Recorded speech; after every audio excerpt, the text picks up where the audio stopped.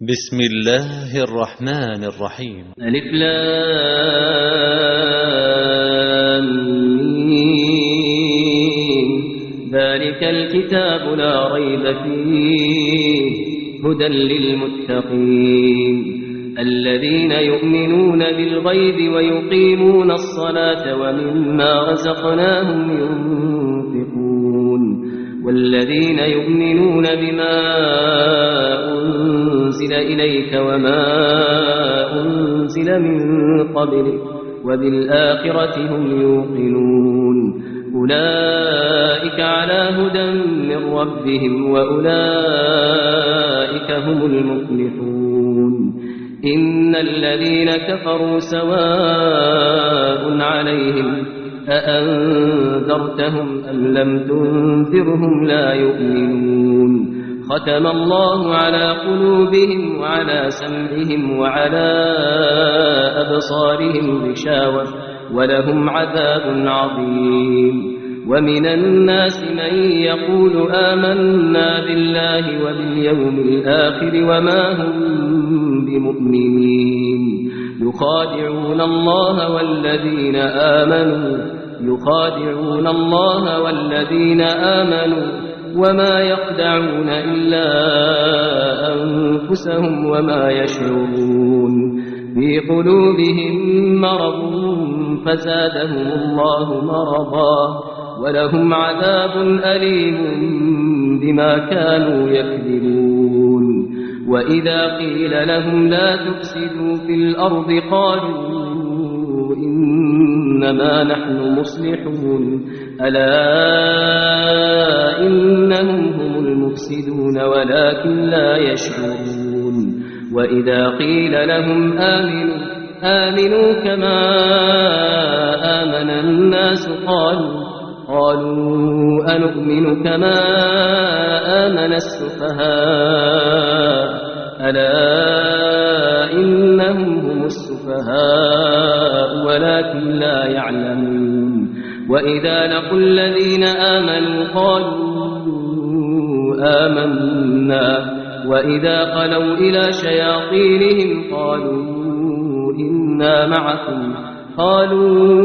إنا معكم إنما نحن مستهزئون. الله يستهزئ بهم ويمدهم في طغيانهم يعمهون. أولئك الذين اشتروا الضلالة بالهدى فما ربحت تجارتهم وما كانوا مهتدين. مثلهم كمثل الذي استوقد نارا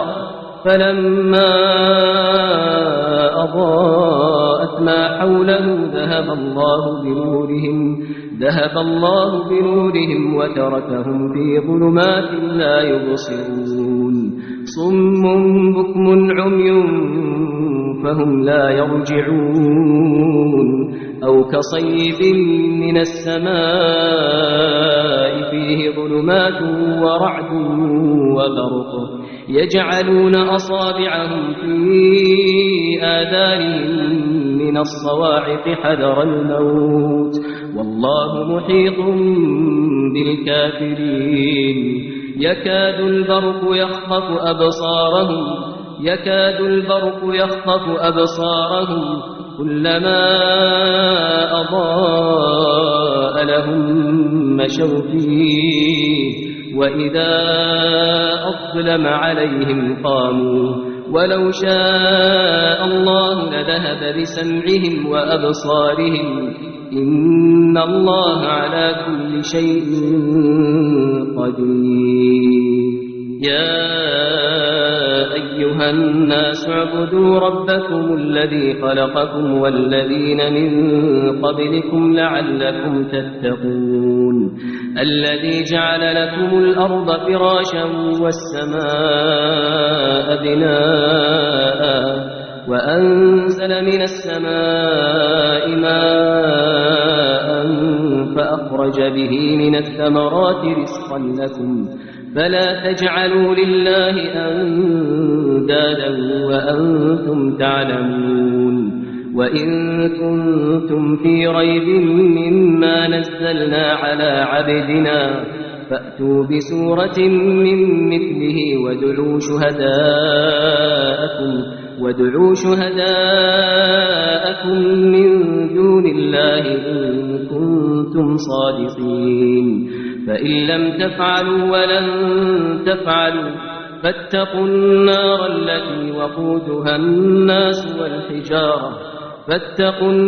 التي وقودها الناس والحجارة أعدت للكافرين وبشر الذين آمنوا وعملوا الصالحات أن لهم جنات تجري من تحتها الأنهار كلما رزقوا منها من ثمرة رزقا قالوا هذا الذي رزقنا من قبل وأتوا به متشابها ولهم فيها أزواج مطهرة وهم فيها خالدون إن الله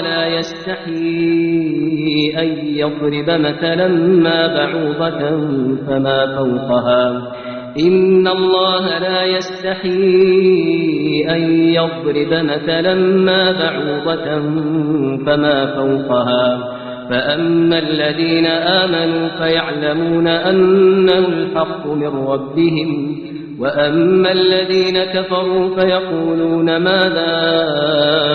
أراد الله بهذا مثلا يضل به كثيرا ويهدي به كثيرا وما يضل به إلا الفاسقين الذين ينقضون عهد الله من بعد ميثاقه ويقطعون ما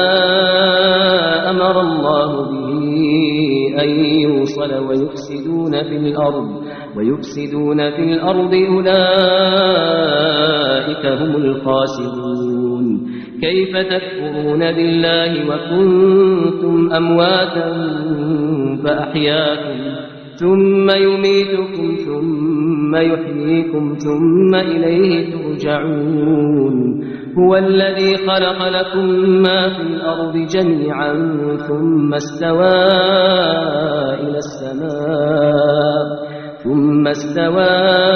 إلى السماء فسواهن 7 سماوات وهو بكل شيء عليم وإذ قال ربك للملائكة إني جاعل في الأرض خليفة قالوا أتجعل فيها من يفسد فيها ويسفك الدماء ونحن نسبح بحمدك ونقدس لك قال إني أعلم ما لا تعلمون وعلم آدم الأسماء كلها ثم عرضهم على الملائكة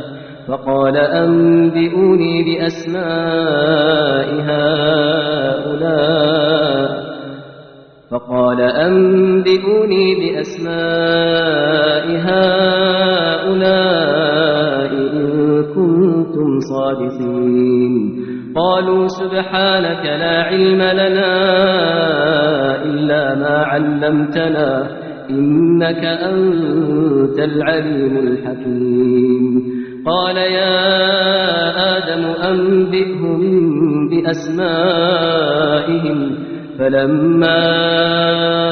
أنبأهم بأسمائهم قال ألم أقل لكم إني أعلم غيب السماوات والأرض وأعلم ما تبدون وما كنتم تكتمون وإذ قلنا للملائكة اسجدوا لآدم فسجدوا إلا إبليس أبى واستكبر وكان من الكافرين وقلنا يا آدم اسكن أنت وزوجك الجنة وكلا منها رغدا حيث شئتما ولا تقربا هذه الشجرة فتكونا من الظالمين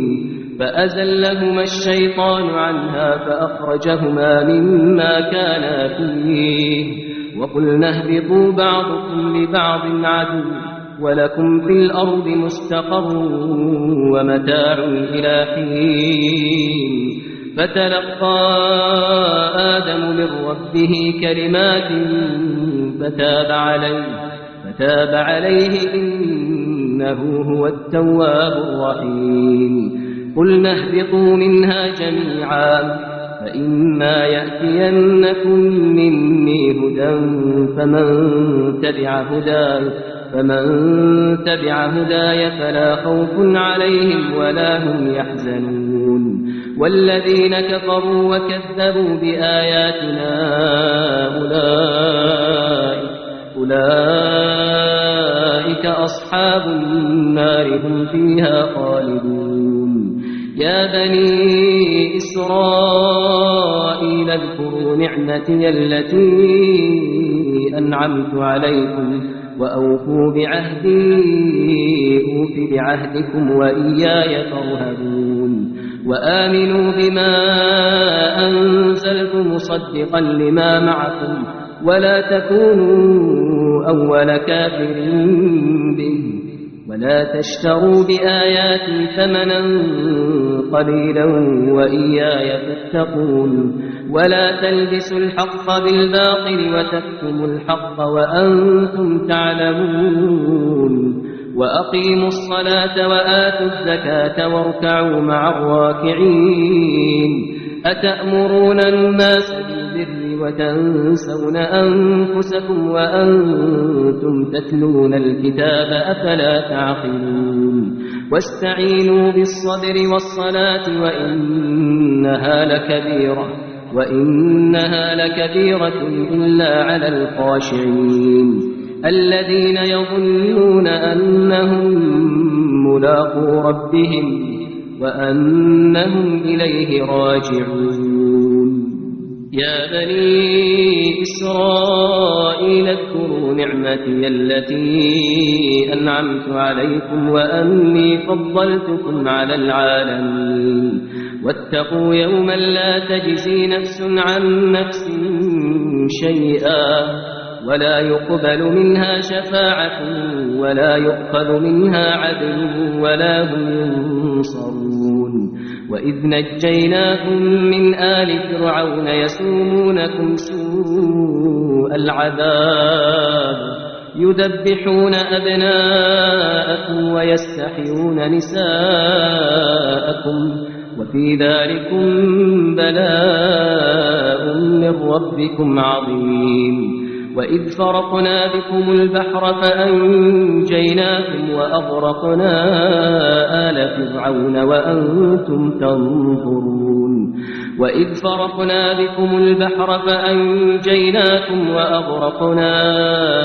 آل فرعون وأنتم تنظرون وإذ واعدنا موسى 40 ليلة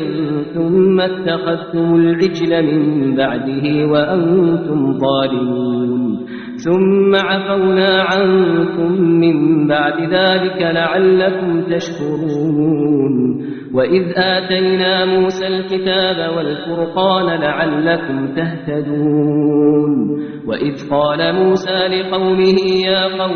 يا قوم إنكم ظلمتم أنفسكم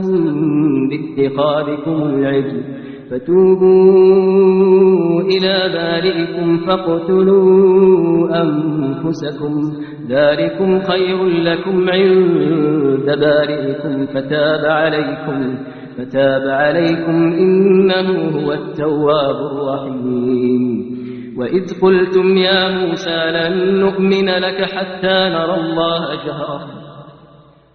قلتم يا موسى لن نؤمن لك حتى نرى الله جهرة فأخذتكم الصاعقة وأنتم تنظرون وإذ قلتم يا موسى لن نؤمن لك حتى نرى الله جهرة فأخذتكم الصاعقة وأنتم تنظرون ثم بعثناكم من بعد موتكم لعلكم تشكرون وظللنا عليكم الغمام وأنزلنا عليكم المن والسلوى كلوا من طيبات ما رزقناكم كلوا من طيبات ما رزقناكم وما ظلمونا ولكن كانوا أنفسهم يظلمون. وإذ قلنا ادخلوا هذه القرية فكلوا منها حيث شئتم رغدا وادخلوا الباب سجدا وقولوا حطة نغفر لكم خطاياكم وسنزيد المحسنين. فبدل الذين ظلموا قولا غير الذي قيل لهم فأنزلنا على الذين ظلموا رجزا من السماء بما كانوا يفسقون. وإذ استسقى موسى لقومه فقلنا اضرب بعصاك الحجر فانفجرت منه 12 عينا قد علم كل أناس مشربهم كلوا واشربوا من رزق الله ولا تعثوا في الأرض مفسدين. وإذ قلتم يا موسى لن نصبر على طعام واحد فادع لنا ربك يخرج لنا مما تنبت الأرض من بقلها وقثائها وفومها وعدسها وبصلها قال أتستبدلون الذي هو أدنى بالذي هو خير اهبطوا مصرا فإن لكم ما سألتم وضربت عليهم الذلة والمسكنة وباءوا بغضب من الله ذلك بأنهم كانوا يكفرون بآيات الله ويقتلون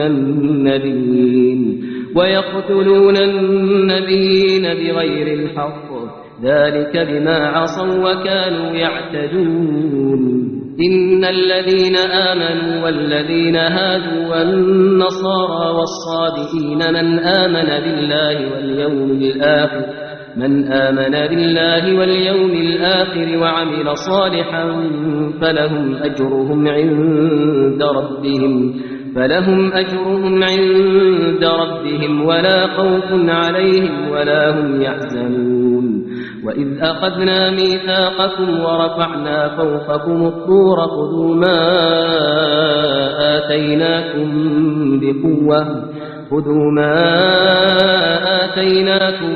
بقوة واذكروا ما فيه لعلكم تتقون. ثم توليتم من بعد ذلك فلولا فضل الله عليكم ورحمته لكنتم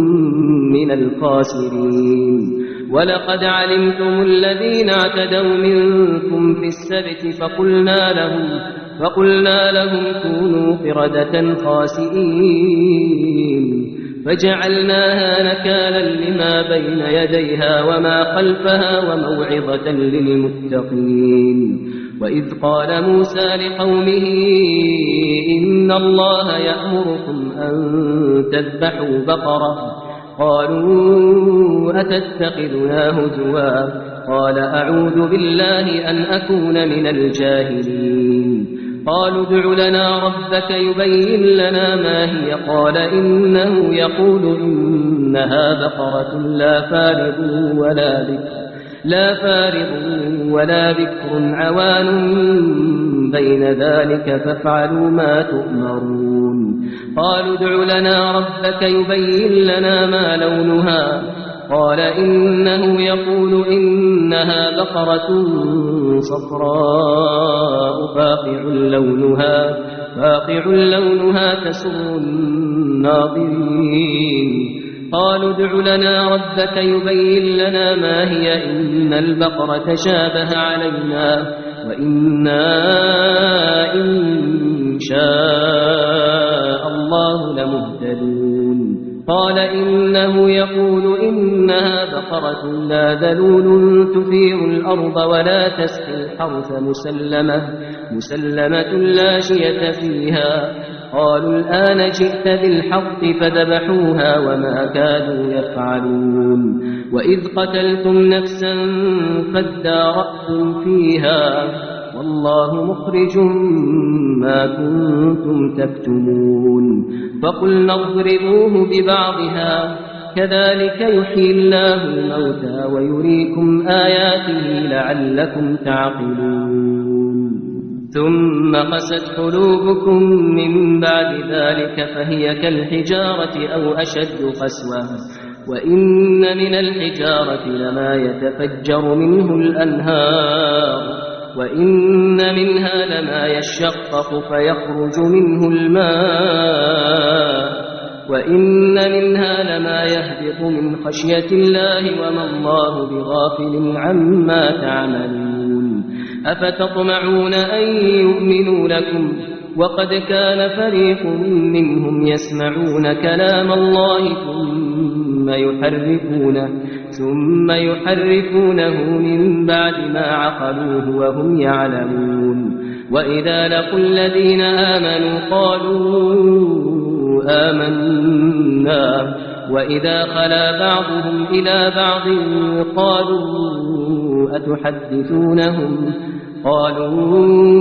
أتحدثونهم بما فتح الله عليكم ليحاجوكم به عند ربكم أفلا تعقلون أولا يعلمون أن الله يعلم ما يسرون وما يعلنون ومنهم أميون لا يعلمون الكتاب إلا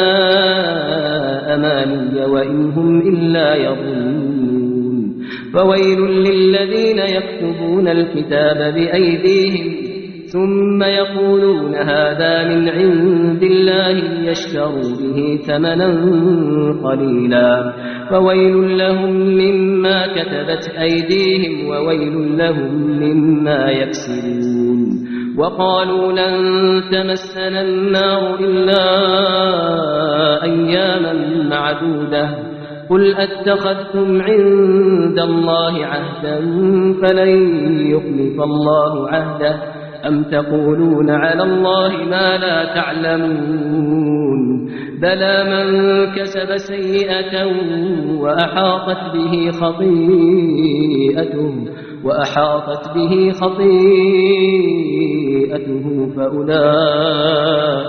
فأولئك أصحاب النار هم فيها خالدون والذين آمنوا وعملوا الصالحات أولئك أصحاب الجنة هم فيها خالدون وإذ أخذنا ميثاق بني إسرائيل لا تعبدون إلا الله وبالوالدين إحسانا وذي القربى واليتامى والمساكين وقولوا للناس حسنا وأقيموا الصلاة وآتوا الزكاة ثم توليتم إلا قليلا منكم وأنتم معرضون وإذ أخذنا ميثاقكم لا تسفكون دماءكم ولا تخرجون أنفسكم من دياركم ثم أقررتم وأنتم تشهدون ثم أنتم هؤلاء تقتلون أنفسكم وتخرجون فريقا منكم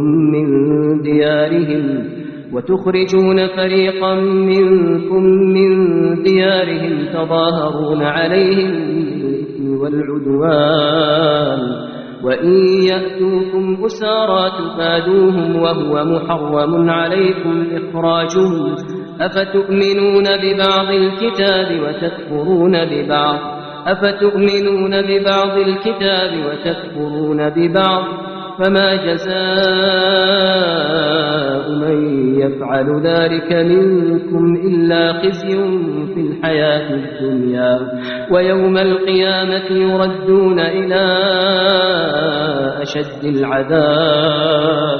ويوم القيامة يردون إلى أشد العذاب وما الله بغافل عما تعملون أولئك الذين اشتروا الحياة الدنيا بالآخرة فلا يخفف عنهم العذاب ولا هم ينصرون.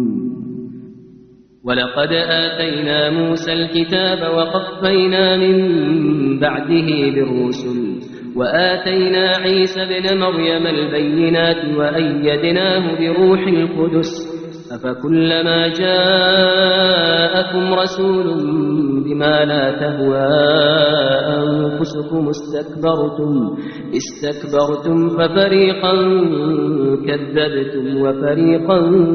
تقتلون. وقالوا قلوبنا غلف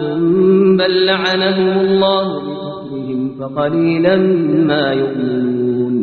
ولما جاءهم كتاب من عند الله مصدق لما معهم وكانوا من قبل يستفتحون على الذين كفروا فلما جاءهم ما عرفوا كفروا به فلعنة الله على الكافرين. بئس ما اشتروا به أنفسهم أن يكفروا بما أنزل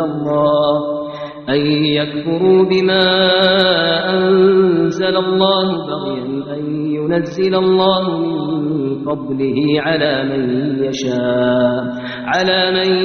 يشاء من عباده فباءوا بغضب على غضب وللكافرين عذاب مهين. وإذا قيل لهم آمنوا بما أنزل الله قالوا نؤمن بما أنزل علينا ويكفرون بما وراءه وهو الحق مصدقا لما معهم. قل فلم تقتلون أنبياء الله من قبل إن كنتم مؤمنين. ولقد جاءكم موسى بالبينات ثم اتخذتم العجل من بعده وأنتم ظالمون. وإذ أخذنا ميثاقكم ورفعنا فوقكم الطور خذوا ما آتيناكم بقوة واسمعوا. قالوا سمعنا وعصينا وأشربوا في قلوبهم العجل بكفرهم قل بئس ما يأمركم به إيمانكم إن كنتم مؤمنين. ولقد جاءكم موسى بالبينات ثم اتخذتم العجل من بعده وأنتم ظالمون. وإذ أخذنا ميثاقكم ورفعنا فوقكم الطور خذوا ما آتيناكم بقوة واسمعوا. قالوا سمعنا وعصينا وأشربوا في قلوبهم العجل بكفرهم قل بئس ما يأمركم به إيمانكم إن كنتم مؤمنين. قل إن كانت لكم الدار الآخرة عند الله خالصة من دون الناس فتمنوا الموت إن كنتم صادقين ولن يتمنوه أبدا بما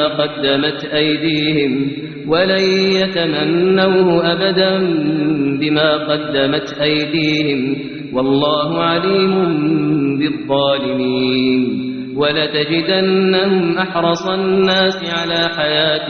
ومن الذين أشركوا يود أحدهم لو يعمر 1000 سنة وما هو بمزحزحه من العذاب أن يعمر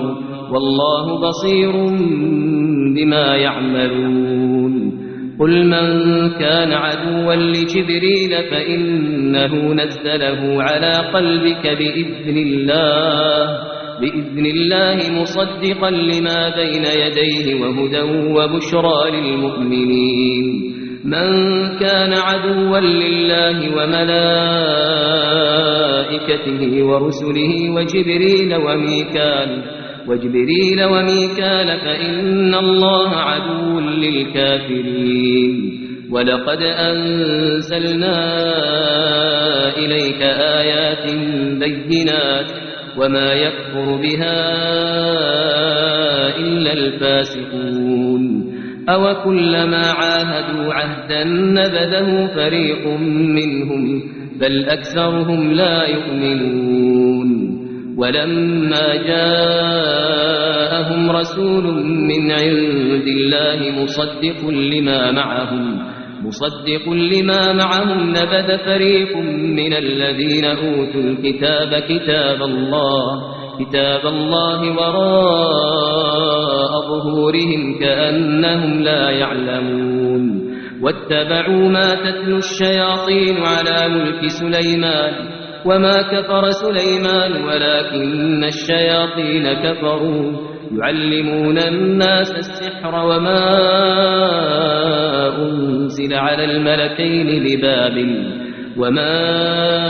أنزل على الملكين ببابل هاروت وماروت وما يعلمان من أحد حتى يقولا إنما نحن فتنة فلا تكفر فيتعلمون منهما ما يفرقون به بين المرء وزوجه وما هم بضارين به من أحد إلا بإذن الله ويتعلمون ما يضرهم ولا ينفعهم ولقد علموا لمن اشتراه ما له في الآخرة من خلاق ولبئس ما شروا به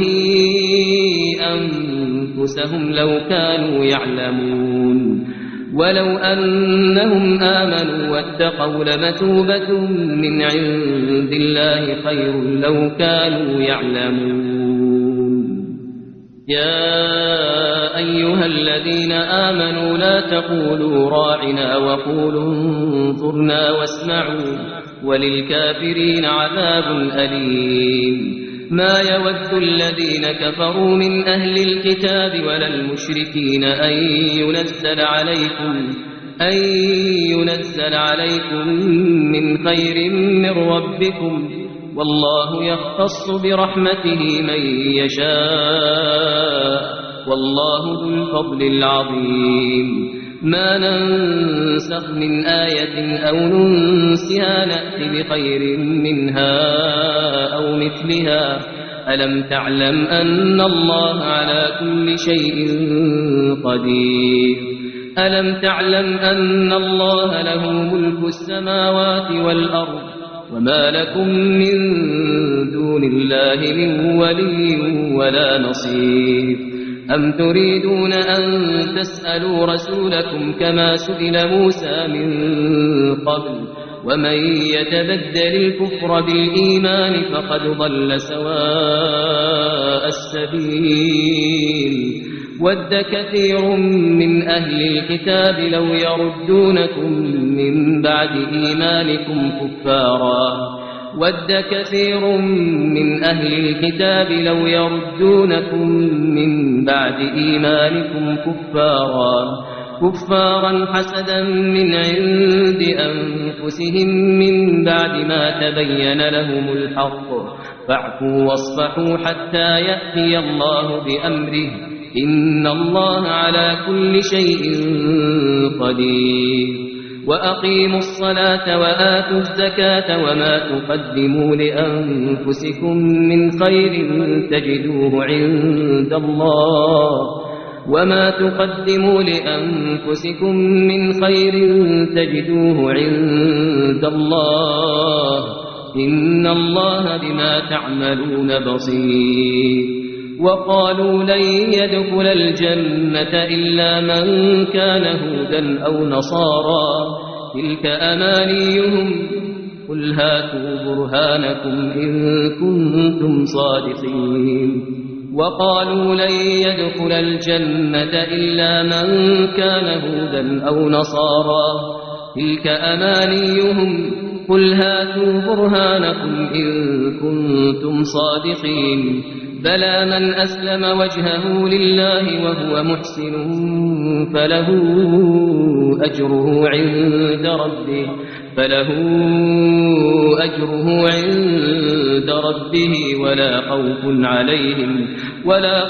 عليهم ولا هم يحزنون.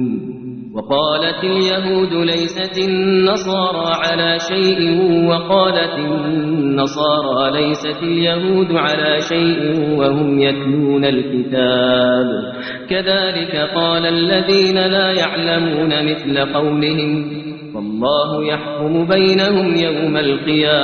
يوم القيامة فيما كانوا فيه يختلفون. ومن أظلم ممن منع مساجد الله أن يذكر فيها اسمه وسعى في خرابها أولئك ما كان لهم أن يدخلوها إلا خائفين لهم في الدنيا خزي ولهم في الآخرة عذاب عظيم. ولله المشرق والمغرب فأينما تولوا فثم وجه الله إن الله واسع عليم. وقالوا اتخذ الله ولدا سبحانه بل له ما في السماوات والأرض كل له قانتون بديع السماوات والأرض وإذا قضى أمرا فإنما يقول له كن فيكون. وقال الذين لا يعلمون لولا يكلمنا الله أو تأتينا آية كذلك قال الذين من قبلهم مثل قولهم تشابهت قلوبهم قد بينا الآيات لقوم يوقنون. إنا أرسلناك بالحق بشيرا ونذيرا ولا تسأل عن أصحاب الجحيم. ولن ترضى عنك اليهود ولا النصارى حتى تتبع ملتهم قل إن هدى الله هو الهدى ولئن اتبعت أهواءهم بعد الذي جاءك من العلم ما لك من الله من ولي ولا نصير. الذين آتيناهم الكتاب يتلونه حق تلاوته أولئك يؤمنون به ومن يكفر به فأولئك هم الخاسرون. يا بني إسرائيل اذكروا نعمتي التي أنعمت عليكم وأني فضلتكم على العالمين. واتقوا يوما لا تجزي نفس عن نفس شيئا ولا يقبل منها عدل ولا تنفعها شفاعة ولا هم ينصرون. وإذ ابتلى إبراهيم ربه بكلمات فأتمهن قال إني جاعلك للناس إماما قال ذريتي قال لا ينال عهد الظالمين. وإذ جعلنا البيت للناس وأمنا واتخذوا من مقام إبراهيم مصلى وعهدنا إلى إبراهيم وإسماعيل أن طهر بيتي للطائفين والعاكفين والركع السجود.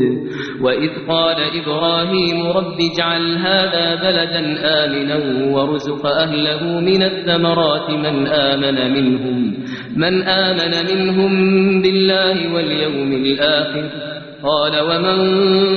كفر فأمتعه قليلا ثم أضطره إلى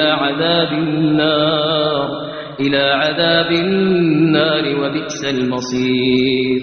وإذ يرفع إبراهيم القواعد من البيت وإسماعيل ربنا تقبل منا ربنا تقبل منا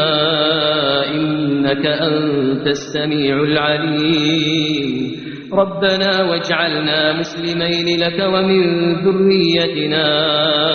أمة مسلمة لك أرنا مناسكنا وتب علينا إنك أنت التواب الرحيم ربنا وابعث فيهم رسولا منهم يتلو عليهم آياتك ويعلمهم الكتاب والحكمة ويزكيهم إنك أنت العزيز الحكيم ومن يرغب عن ملة إبراهيم إلا من سفه نفسه ولقد اصطفيناه في الدنيا وإنه في الآخرة لمن الصالحين ومن يرغب عن ملة إبراهيم إلا من سفه نفسه ولقد اصطفيناه في الدنيا وإنه في الآخرة لمن الصالحين إذ قال له ربه أسلم قال أسلمت لرب العالمين ووصى بها إبراهيم بنيه ويعقوب يا بني إن الله اصطفى لكم الدين فلا تموتن إلا وأنتم مسلمون أم كنتم شهداء إذ حضر يعقوب الموت إذ قال لبنيه ما تعبدون من بعدي قالوا نعبد إلهك وإله آبائك إبراهيم وإسماعيل وإسحاق إلها واحدا ونحن له مسلمون تلك أمة قد خلت لها ما كسبت ولكم ما كسبتم ولا تسألون عما كانوا يعملون وقالوا كونوا هودا أو نصارى تهتدوا قل بل ملة إبراهيم حنيفا وما كان من المشركين قولوا آمنا بالله وما أنزل إلينا وما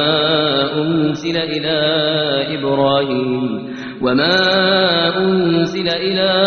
إبراهيم وإسماعيل وإسحاق ويعقوب والأسباط وما أوتي موسى وعيسى وما أوتي النبيون من ربهم لا نفرق بين أحد منهم ونحن له مسلمون فإن آمنوا بمثل ما آمنتم به فقد اهتدوا وإن تولوا فإنما هم في شقاق فسيكفيكهم الله وهو السميع العليم صبغة الله ومن أحسن من الله صبغة ونحن له عابدون قل أتحاجوننا في الله وهو ربنا وربكم ولنا أعمالنا ولكم أعمالكم ونحن له مخلصون أم تقولون إن إبراهيم وإسماعيل وإسحاق ويعقوب والأسباط كانوا هودا أو نصارى قل أأنتم أعلم أم الله ومن أظلم ممن كتم شهادة عنده من الله وما الله بغافل عما تعملون تلك أمة قد خلت لها ما كسبت ولكم ما كسبتم ولا تسألون عما كانوا يعملون سيقول السفهاء من الناس ما ولاهم عن قبلتهم التي كانوا عليها قل لله المشرق والمغرب يهدي من يشاء إلى صراط مستقيم وكذلك جعلناكم أمة وسطا لتكونوا شهداء على الناس ويكون الرسول عليكم شهيدا وما جعلنا القبلة التي كنت عليها إلا لنعلم إلا لنعلم من يتبع الرسول ممن ينقلب على عقبيه وإن كانت لكبيرة إلا على الذين هدى الله وما كان الله ليضيع إيمانكم إن الله بالناس لرءوف رحيم قد نرى تقلب وجهك في السماء فلنولينك قبلة ترضاها فول وجهك شطر المسجد الحرام وحيثما كنتم فولوا وجوهكم شطره وإن الذين أوتوا الكتاب ليعلمون أنه الحق من ربهم وما الله بغافل عما يعملون ولئن أتيت الذين أوتوا الكتاب بكل آية ما تبعوا قبلتك وما أنت بتابع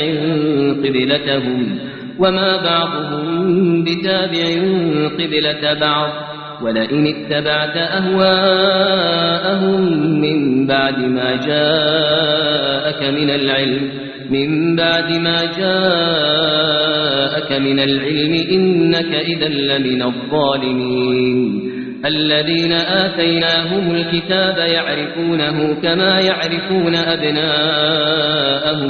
وإن فريقا منهم ليكتمون الحق وهم يعلمون الحق من ربك فلا تكونن من الممترين ولكل وجهة هو موليها فاستبقوا الخيرات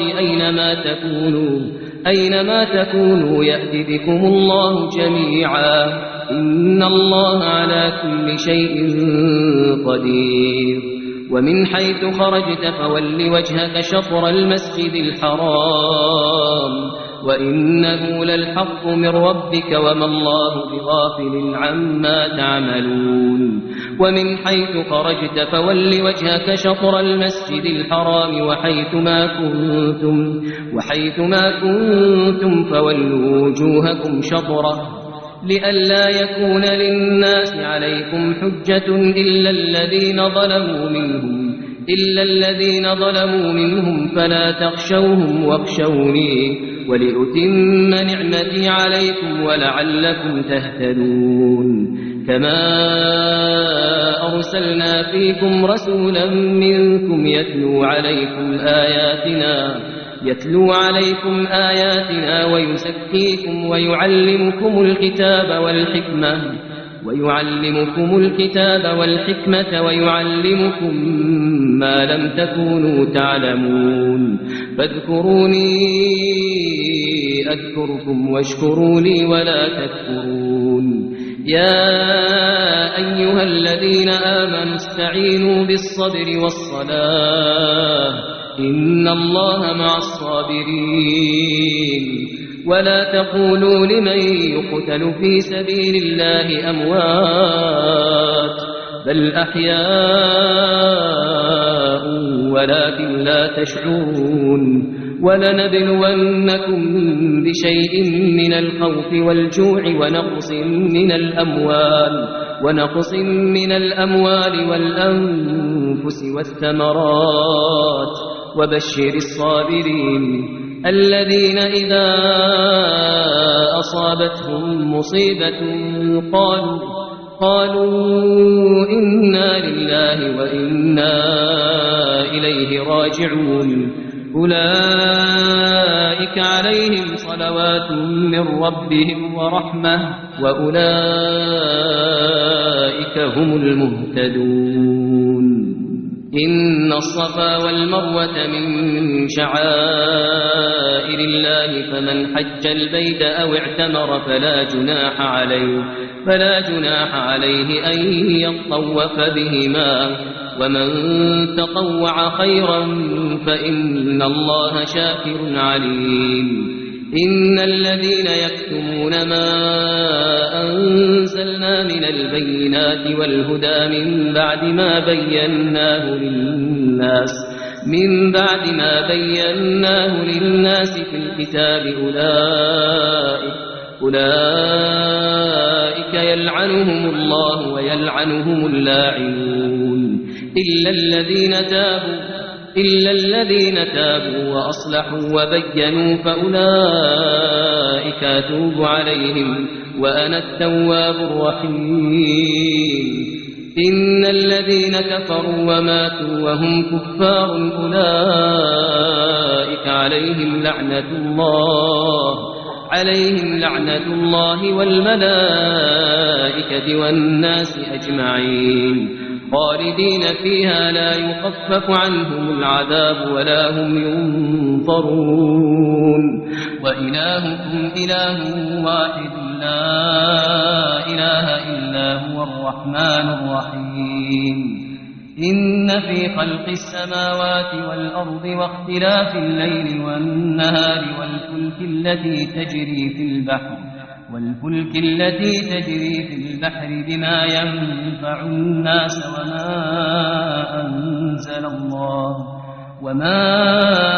أنزل الله من السماء من ماء فأحيا به الأرض بعد موتها وبث فيها من كل دابة وتصريف الرياح والسحاب المسخر بين السماء والأرض لآيات لقوم يعقلون ومن الناس من يتخذ من دون الله أندادا يحبونهم كحب الله والذين آمنوا أشد حبا لله ولو يرى الذين ظلموا إذ يرون العذاب أن القوة لله جميعا وأن الله شديد العذاب إذ تبرأ الذين اتبعوا من الذين اتبعوا ورأوا العذاب وتقطعت بهم الأسباب وقال الذين اتبعوا لو أن لنا كرة فنتبرأ منهم كما تبرأوا منا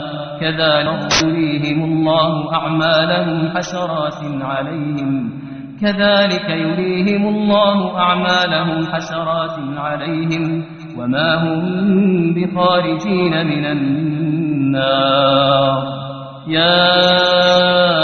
أيها الناس كلوا مما في الأرض حلالا طيبا ولا تتبعوا خطوات الشيطان إنه لكم عدو مبين إنما يأمركم بالسوء والفحشاء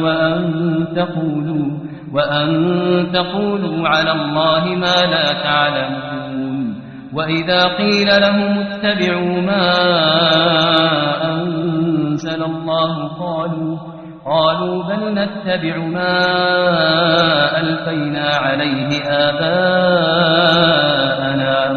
أولو كان آباؤهم لا يعقلون شيئا ولا يهتدون ومثل الذين كفروا كمثل الذي ينعق بما لا يسمع إلا دعاء ونداء صم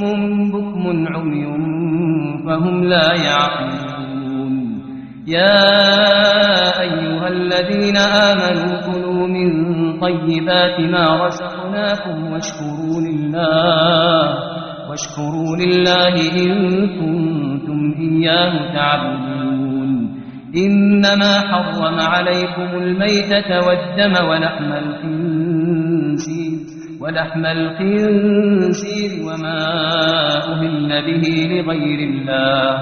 فمن اضطر غير باغ ولا عاد فلا إثم عليه إن الله غفور رحيم إن الذين يكتمون ما أنزل الله من الكتاب ويشترون به ثمنا قليلا أولئك ما يأكلون في بطونهم إلا النار ولا يكلمهم الله يوم القيامة ولا يزكيهم ولهم عذاب أليم. أولئك الذين اشتروا الضلالة بالهدى والعذاب بالمغفرة فما أصبرهم على النار ذلك بأن الله نزل الكتاب بالحق وإن الذين اختلفوا في الكتاب لفي شقاق بعيد. ليس البر أن تولوا وجوهكم قبل المشرق والمغرب ولكن البر من آمن بالله واليوم الآخر والملائكة والكتاب والنبيين وآتى المال على حبه ذوي القربى واليتامى والمساكين وابن السبيل والسائلين وفي الرقاب وأقام الصلاة وآتى الزكاة والموفون بعهدهم إذا عاهدوا والصابرين في البأساء والضراء وحين البأس أولئك الذين صدقوا وأولئك هم المتقون. يا أيها الذين آمنوا كتب عليكم القصاص في القتلى الحر بالحر والعبد بالعبد والأنثى بالأنثى فمن عفي له من أخيه شيء فاتباع بالمعروف وأداء إليه بإحسان ذلك تخفيف من ربكم ورحمة فمن اعتدى بعد ذلك فله عذاب أليم. ولكم في القصاص حياة يا أولي الألباب لعلكم تتقون. كتب عليكم إذا حضر أحدكم الموت إن ترك خيرا الوصية للوالدين والأقربين بالمعروف حقا على المتقين. فمن بدله بعدما سمعه فإنما إثمه على الذين يبدلونه إن الله سميع عليم. فمن خاف من موص جنفا أو إثما فأصلح بينهم فلا إثم عليه إن الله غفور رحيم. يا أيها الذين آمنوا كتب عليكم الصيام كما كتب على الذين من قبلكم لعلكم تتقون. أياما معدودات فمن كان منكم مريضا أو على سفر فعدة من أيام أخر وعلى الذين يطيقونه فدية طعام مسكين فمن تطوع خيرا فهو خير له وأن تصوموا خير لكم إن كنتم تعلمون. شهر رمضان الذي أنزل فيه القرآن هدى للناس وبينات من الهدى والفرقان فمن شهد منكم الشهر فليصم ومن كان مريضا أو على سفر فعدة من أيام أخر يريد الله بكم اليسر ولا يريد بكم العسر ولتكملوا العدة ولتكبروا الله على ما هداكم ولعلكم تشكرون. وإذا سألك عبادي عني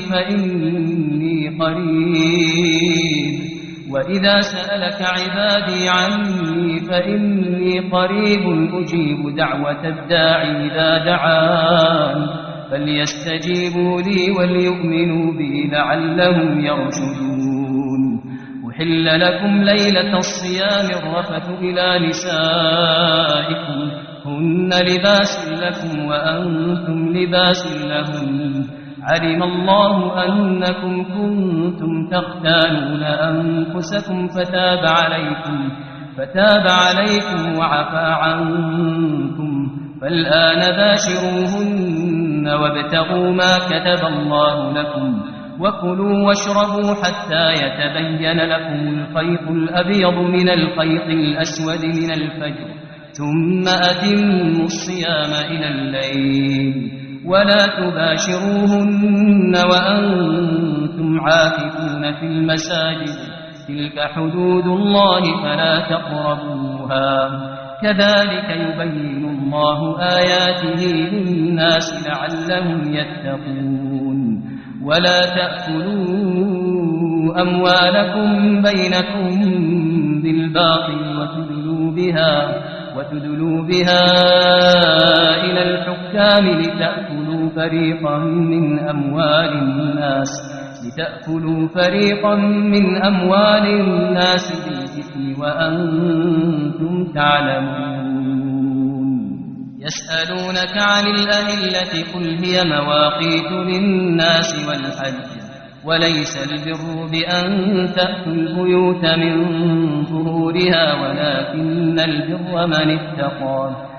وليس البر بأن تأتوا البيوت من ظهورها ولكن البر من اتقى وأتوا البيوت من أبوابها واتقوا الله لعلكم تفلحون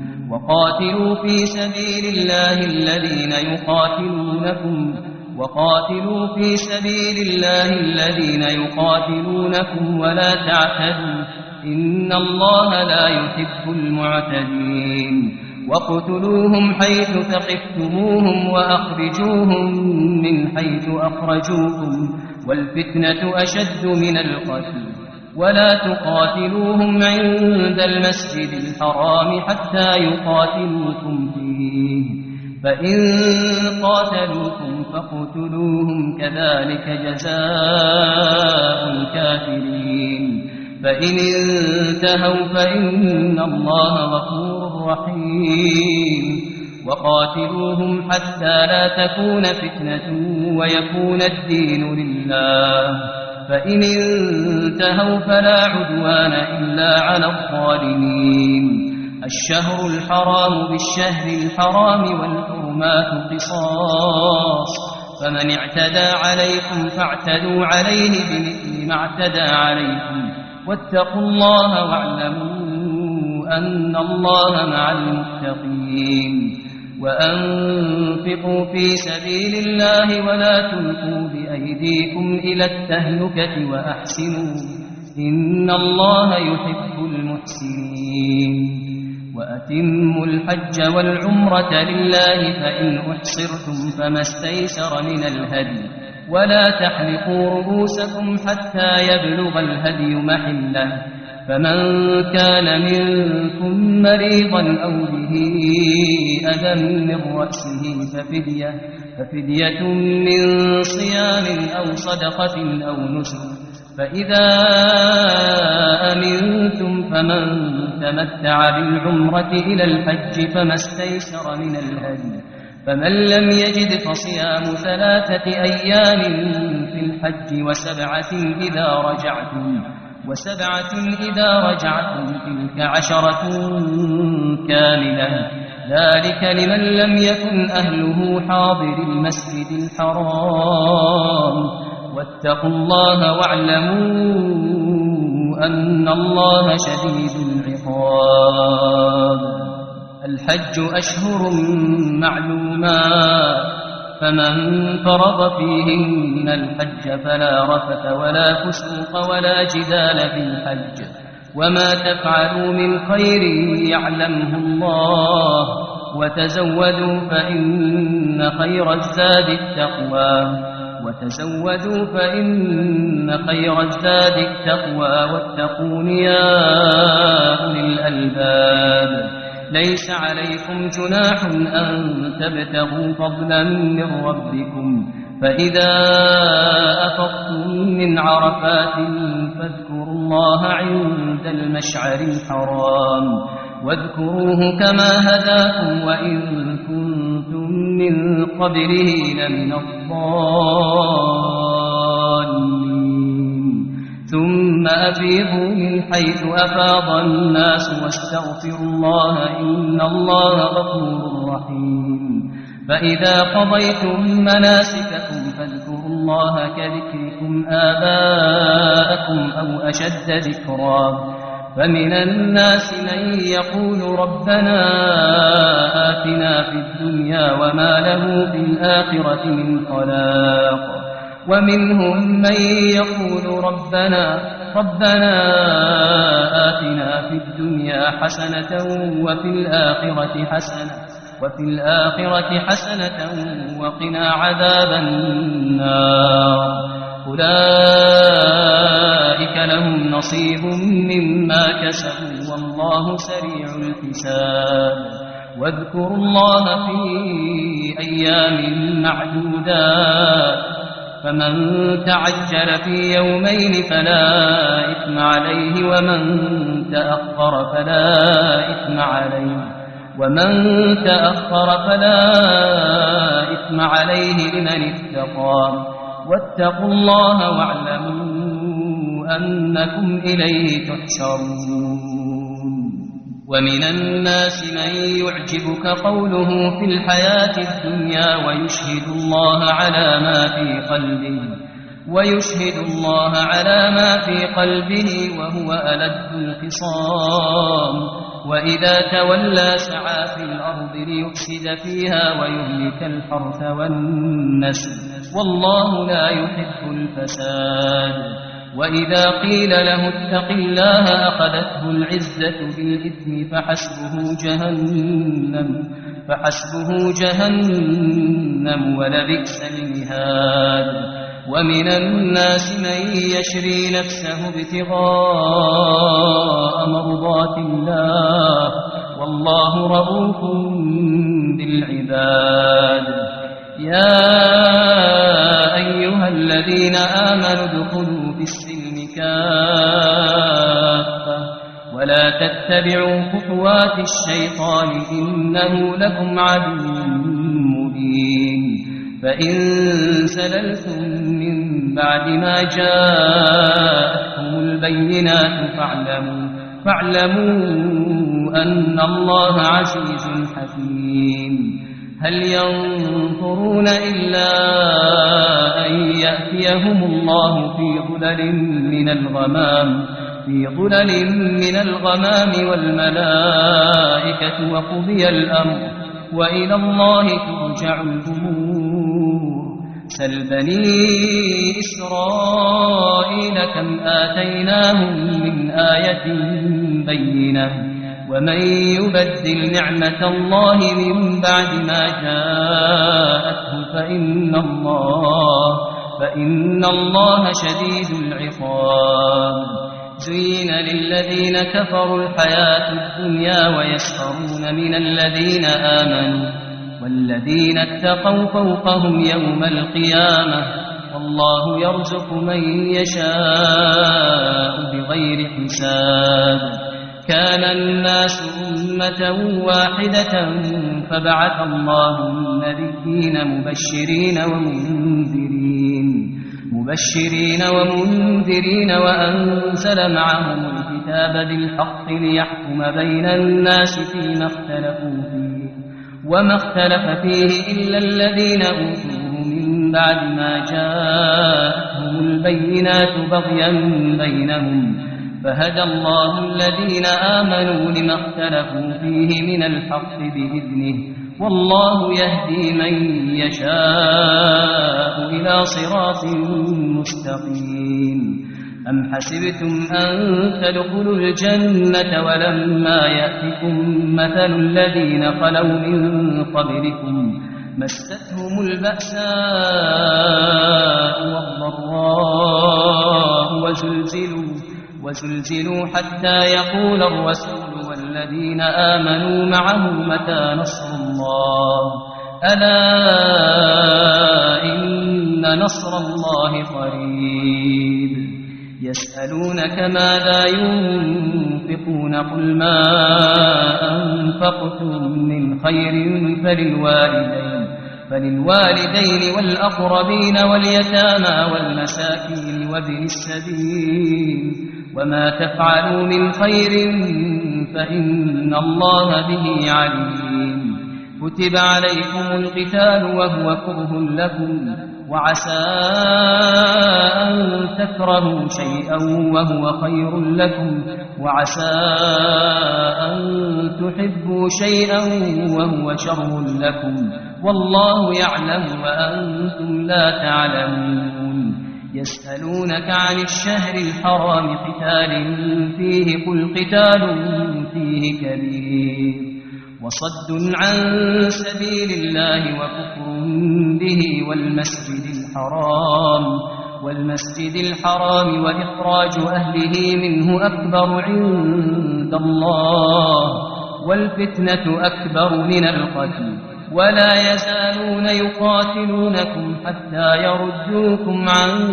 دينكم إن استطاعوا ومن يرتد منكم عن دينه فيمت وهو كافر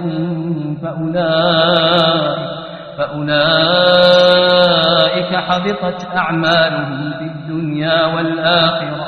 وأولئك أصحاب النار هم فيها خالدون إن الذين آمنوا والذين هاجروا وجاهدوا في سبيل الله أولئك يرجون رحمة الله والله غفور رحيم يسألونك عن الخمر والميسر قل فيهما إثم كبير ومنافع للناس وإثمهما أكبر من نفعهما ويسألونك ماذا ينفقون قل العفو كذلك يبين الله لكم الآيات لعلكم تتفكرون في الدنيا والآخرة ويسألونك عن اليتامى قل إصلاح لهم خير وإن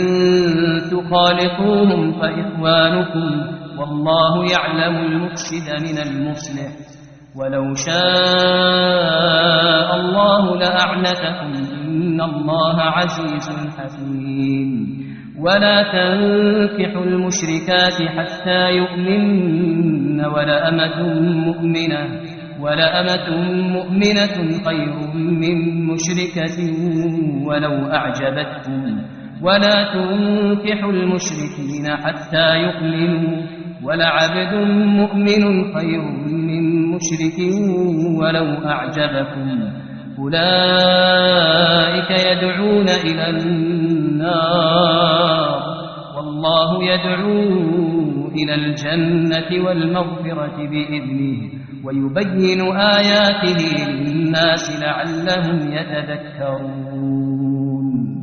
ويسألونك عن المحيض قل هو أذى فاعتزلوا النساء في المحيض ولا تقربوهن حتى يطهرن فإذا تطهرن فأتوهن من حيث أمركم الله إن الله يحب التوابين ويحب المتطهرين نساؤكم حرث لكم فأتوا حرثكم أنى شئتم وقدموا لأنفسكم واتقوا الله واعلموا أنكم ملاقوه وبشر المؤمنين ولا تجعلوا الله عرضة لأيمانكم أن تبروا وتتقوا وتصلحوا بين الناس والله سميع عليم لا يؤاخذكم الله باللغو في أيمانكم ولكن يؤاخذكم بما كسبت قلوبكم والله غفور حليم للذين يؤلون من نسائهم تربص 4 أشهر فإن فاءوا فإن الله غفور رحيم وإن عزموا الطلاق فإن الله سميع عليم والمطلقات يتربصن بأنفسهن 3 قروء ولا يحل لهن أن يكتمن ما خلق الله في أرحامهن ولا يحل لهن أن يكتمن ما خلق الله في أرحامهن إن كن يؤمن بالله واليوم الآخر وبعولتهن أحق بردهن في ذلك إن أرادوا إصلاحا ولهن مثل الذي عليهن بالمعروف وللرجال عليهن درجة والله عزيز حكيم الطلاق مرتان فإمساك بمعروف أو تسريح بإحسان ولا يحل لكم أن تأخذوا مما آتيتموهن شيئا إلا أن يخافا ألا يقيما حدود الله فإن خفتم ألا يقيما حدود الله فلا جناح عليهما فيما افتدت به تلك حدود الله فلا تعتدوها ومن يتعد حدود الله فأولئك هم الظالمون فإن طلقها فلا تحل له من بعد حتى تنكح زوجا غيره فإن طلقها فلا جناح عليهما أن يتراجعا إن ظنا أن يقيما حدود الله وتلك حدود الله يبينها لقوم يعلمون وإذا طلقتم النساء فبلغن أجلهن فأمسكوهن بمعروف أو سرحوهن بمعروف ولا تمسكوهن ضرارا لتعتدوا ومن يفعل ذلك فقد ظلم نفسه ولا تتخذوا آيات الله هزوا واذكروا نعمة الله عليكم وما أنزل عليكم من الكتاب والحكمة يعظكم به واتقوا الله واعلموا أن الله بكل شيء عليم وإذا طلقتم النساء فبلغن أجلهن فلا تعضلوهن أن ينكحن أزواجهن إذا تراضوا بينهم بالمعروف ذلك يوعظ به من كان منكم يؤمن بالله واليوم الآخر ذلكم أزكى لكم وأطهر والله يعلم وأنتم لا تعلمون والوالدات يرضعن أولادهن حولين كاملين لمن أراد أن يتم الرضاعة وعلى المولود له رزقهن وكسوتهن بالمعروف لا تكلف نفس إلا وسعها لا تضار والدة بولدها ولا مولود له بولده وعلى الوارث مثل ذلك فإن أرادا فصالا عن تراض منهما وتشاور فلا جناح عليهما وإن أردتم أن تسترضعوا أولادكم فلا جناح عليكم إذا سلمتم ما آتيتم بالمعروف واتقوا الله واعلموا أن الله بما تعملون بصير والذين يتوفون منكم ويذرون أزواجا يتربصن بأنفسهن 4 أشهر وعشرا فإذا بلغن أجلهن فلا جناح عليكم فيما فعلن في أنفسهن بالمعروف والله بما تعملون خبير ولا جناح عليكم فيما عرضتم به من خطبة النساء أو أكننتم في أنفسكم علم الله أنكم ستذكرونهن ولكن لا تواعدوهن سرا إلا أن تقولوا قولا معروفا ولا تعزموا عقدة النكاح حتى يبلغ الكتاب أجله واعلموا أن الله يعلم ما في أنفسكم فاحذروه واعلموا أن الله غفور حليم لا جناح عليكم إن طلقتم النساء ما لم تمسوهن أو تفرضوا لهن فريضة ومتعوهن على الموسع قدره وعلى المقتر قدره متاعا بالمعروف حقا على المحسنين وإن طلقتموهن من قبل أن تمسوهن وقد فرضتم لهن فريضة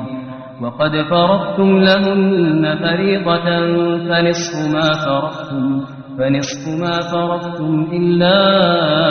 أن يعفون أو يعفو الذي بيده عقدة النكاح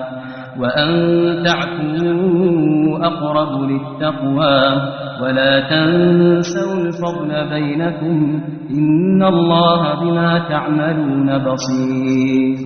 حافظوا على الصلوات والصلاة الوسطى وقوموا لله قانتين فإن خفتم فرجالا أو ركبانا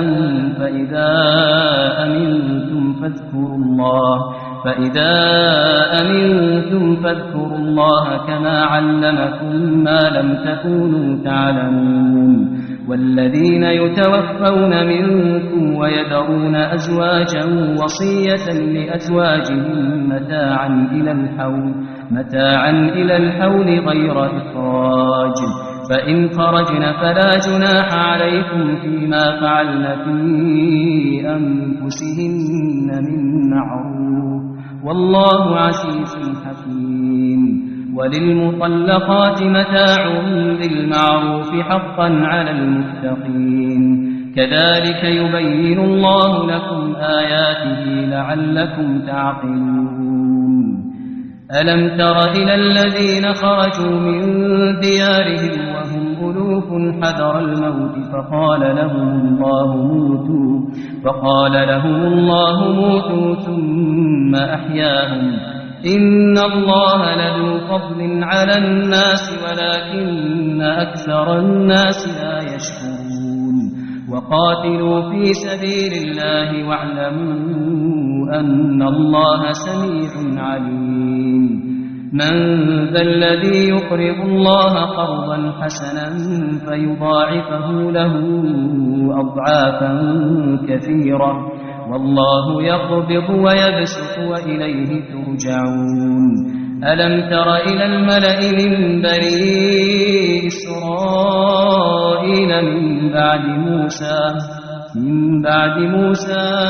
إذ قالوا لنبي لهم ابعث لنا ملكا نقاتل في سبيل الله قال هل عسيتم إن كتب عليكم القتال ألا تقاتلوا قالوا وما لنا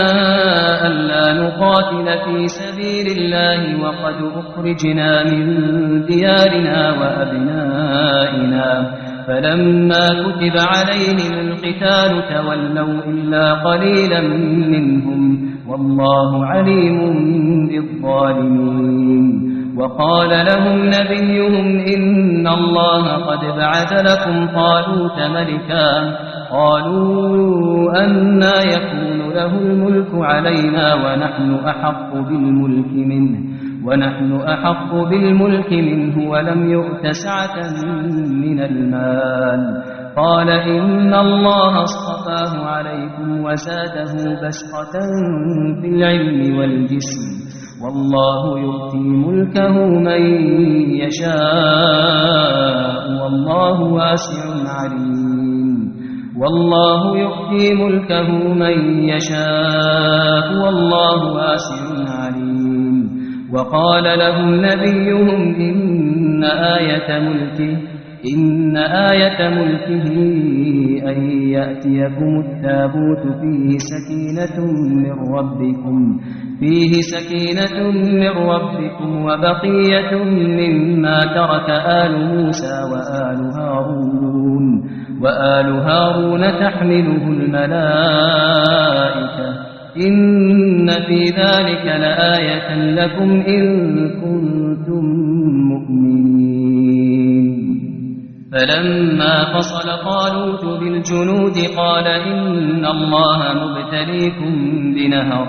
فمن شرب منه فليس مني ومن لم يطعمه فإنه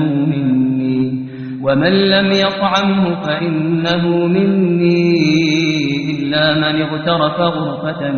بيده فشربوا منه إلا قليلا منهم. فلما جاوزه هو والذين آمنوا معه قالوا لا طاقة لنا اليوم بجالوت وجنوده. قال الذين يظنون أنهم ملاقو الله كم من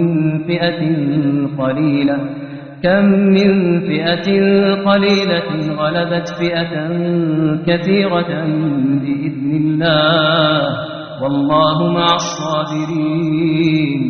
ولما برزوا لجالوت وجنوده قالوا ربنا أفرغ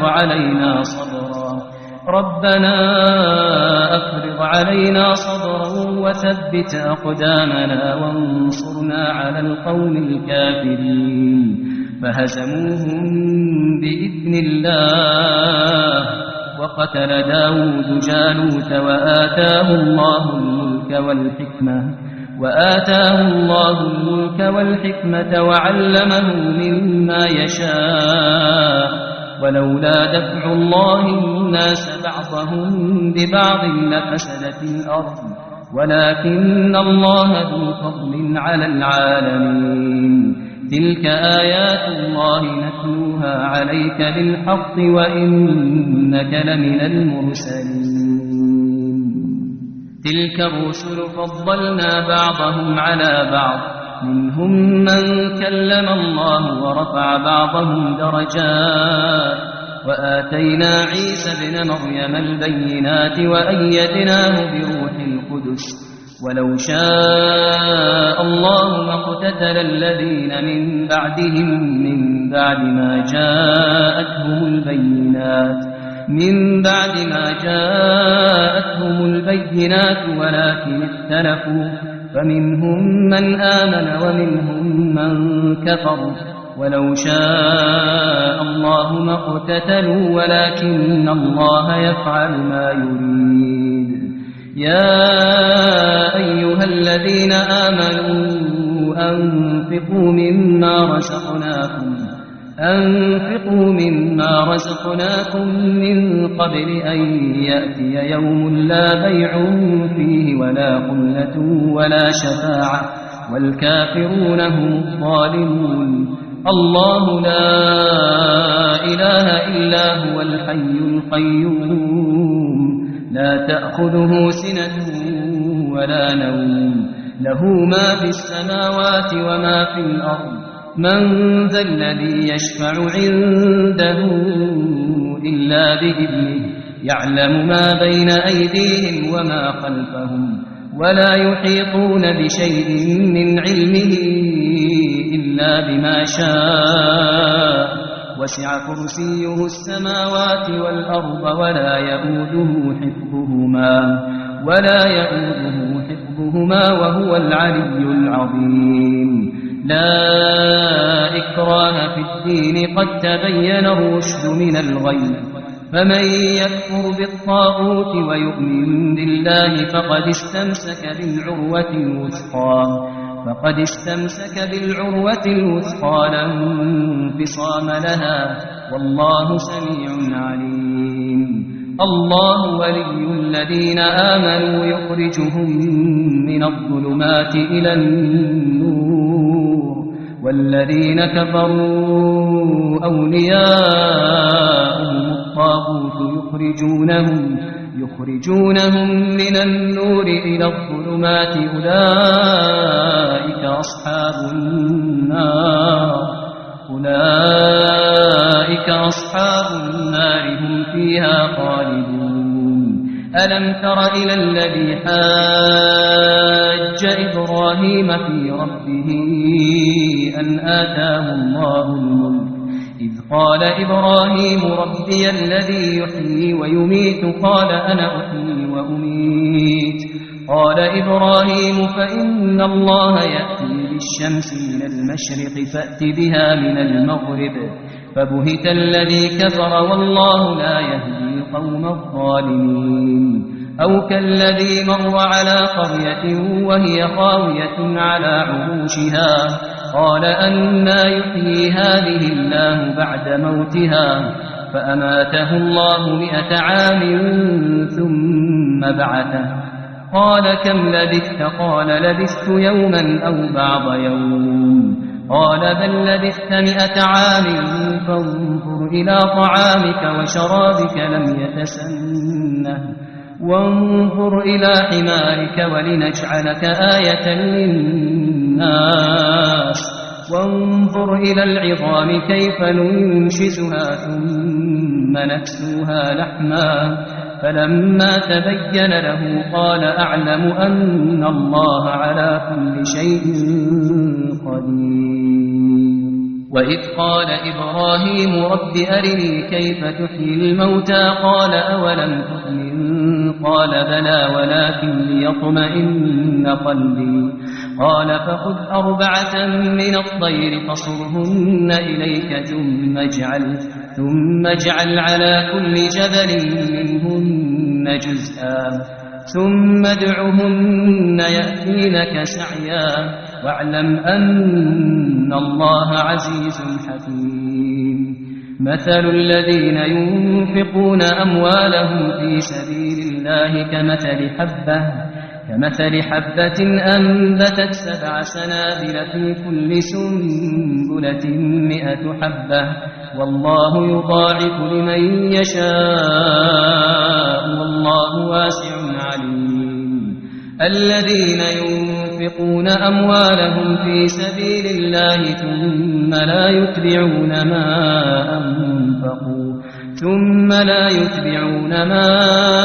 أنفقوا منا ولا أذى لهم أجرهم عند ربهم ولا خوف عليهم ولا هم يحزنون قول معروف ومغفرة خير من صدقة يتبعها أذى والله غني حليم يا أيها الذين آمنوا لا تبطلوا صدقاتكم بالمن والأذى كالذي ينفق ماله رئاء الناس ولا يؤمن بالله واليوم الآخر فمثله كمثل صفوان عليه تراب فأصابه وابل فتركه صلدا لا يقدرون على شيء مما كسبوا والله لا يهدي القوم الكافرين ومثل الذين ينفقون أموالهم ابتغاء مرضات الله وتثبيتا من أنفسهم كمثل جنة بربوة أصابها وابل فآتت أكلها ضعفين فإن لم يصبها وابل فطل والله بما تعملون بصير أيود أحدكم أن تكون له جنة من نخيل وأعناب تجري من تحتها الأنهار له فيها من كل الثمرات وأصابه الكبر وله ذرية ضعفاء فأصابها إعصار فيه نار كذلك يبين الله لكم الآيات لعلكم تتفكرون يا أيها الذين آمنوا أنفقوا من طيبات ما كسبتم ومما أخرجنا لكم من الأرض ولا تيمموا الخبيث منه تنفقون ولستم بآخذيه إلا أن تغمضوا فيه واعلموا أن الله غني حميد الشيطان يعدكم الفقر ويأمركم بالفحشاء والله يعدكم مغفرة منه وفضلا والله واسع عليم يؤتي الحكمة من يشاء ومن يؤت الحكمة فقد أوتي خيرا كثيرا وما يذكر إلا أولو الألباب وما أنفقتم من نفقة أو نذرتم من نذر فإن الله يعلمه وما للظالمين من أنصار إن تبدوا الصدقات فنعما هي وإن تخفوها وتؤتوها الفقراء فهو خير لكم ويكفر عنكم من سيئاتكم والله بما تعملون خبير ليس عليك هداهم ولكن الله يهدي من يشاء وما تنفقوا من خير فلأنفسكم وما تنفقون إلا ابتغاء وجه الله وما تنفقوا من خير يوفى إليكم وأنتم لا تظلمون للفقراء الذين أحسروا في سبيل الله لا يستطيعون ضربا في الأرض يحسبهم الجاهل أغنياء من التعفف تعرفهم بسيماهم لا يسألون الناس إلحافا وما تنفقوا من خير فإن الله به عليم الذين ينفقون أموالهم بالليل والنهار سرا وعلانية فلهم أجرهم عند ربهم ولا خوف عليهم ولا هم يحزنون الذين يأكلون الربا لا يقومون إلا كما يقوم الذي يتخبطه الشيطان من المس ذلك بأنهم قالوا إنما البيع مثل الربا وأحل الله البيع وحرم الربا فمن جاءه موعظة من ربه فانتهى فله ما سلف وأمره إلى الله ومن عاد فأولئك أصحاب النار هم فيها خالدون يمحق الله الربا ويربي الصدقات والله لا يحب كل كفار أثيم إن الذين آمنوا وعملوا الصالحات وأقاموا الصلاة وآتوا الزكاة لهم أجرهم عند ربهم ولا خوف عليهم ولا هم يحزنون يا أيها الذين آمنوا اتقوا الله وذروا ما بقي من الربا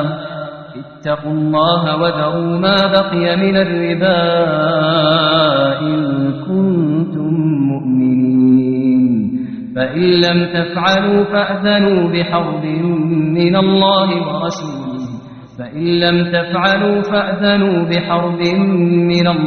ورسوله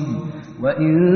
تبتم فلكم رؤوس أموالكم لا تظلمون ولا تظلمون وإن كان ذو عسرة فنظرة إلى ميسرة وأن تصدقوا خير لكم إن كنتم تعلمون واتقوا يوما ترجعون فيه إلى الله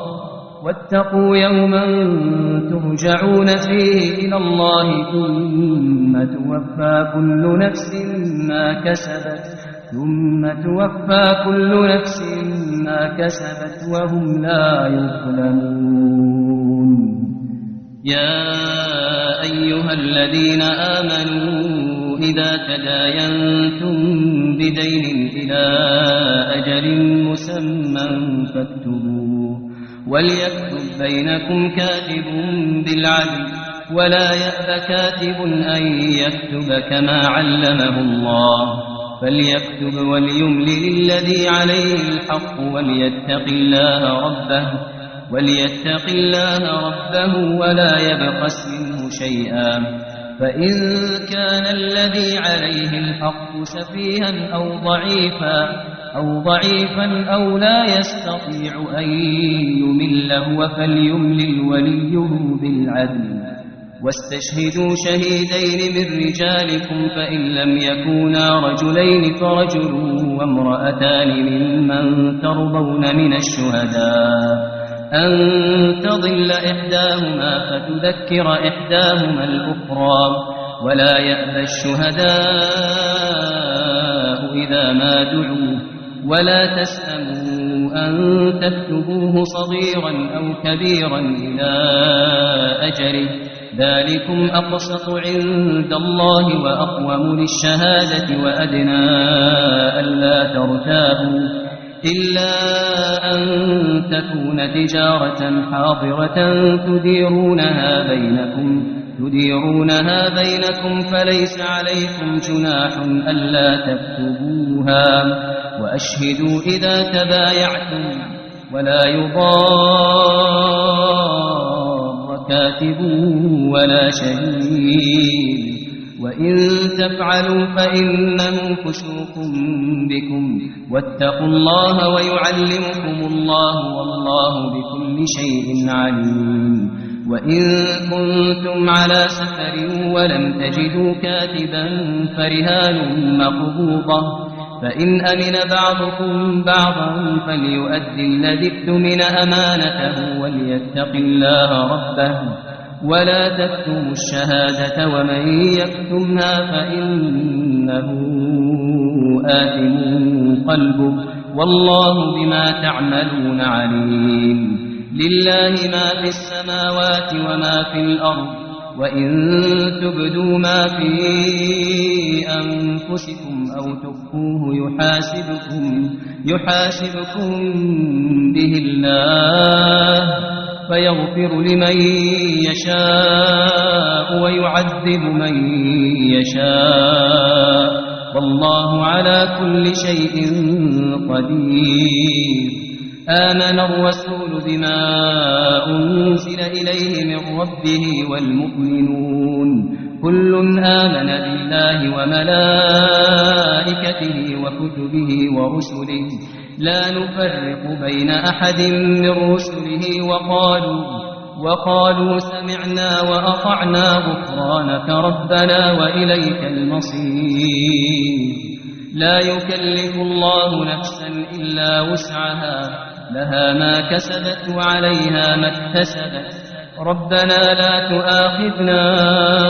إن نسينا أو أخطأنا ربنا ولا تحمل علينا إصرا كما حملته على الذين من قبلنا ربنا ولا تحملنا ما لا طاقة لنا به واعف عنا واغفر لنا وارحمنا أنت مولانا فانصرنا على القوم الكافرين